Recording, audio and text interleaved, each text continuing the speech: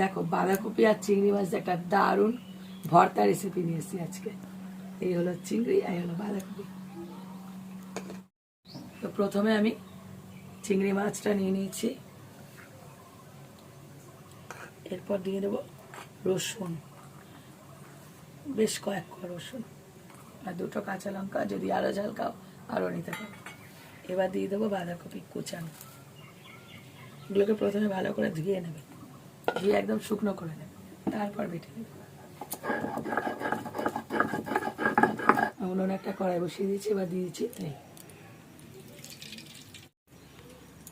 তেলটা গরম করে নিয়েছি, এবার দিয়েছি শুকনো লঙ্কা, কালো জিরে,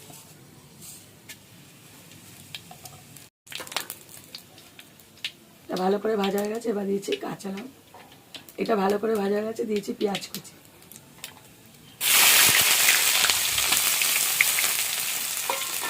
এটাকে ভেজে নেব। পেঁয়াজটা ভালো করে ভাজা হয়ে গেছে। এবার নিয়েছি চিংড়ি আর বাঁধাকপি বাটাটা,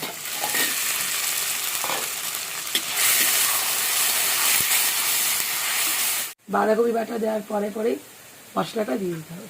দিয়েছি লবণ, স্বাদ অনুযায়ী লবণ,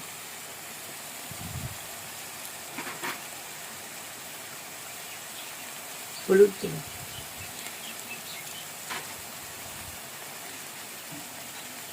জিরের গুঁড়ো,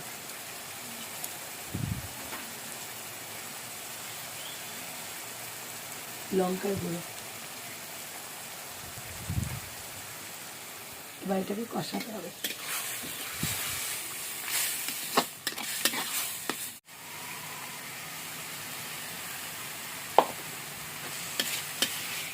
হালকা ব্যালেন্সের জন্য দিয়ে দেবো একটু চিনি।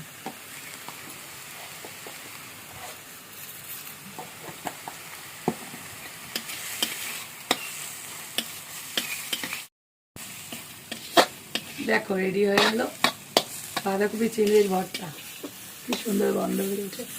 এবার এটাকে তুলে নেব।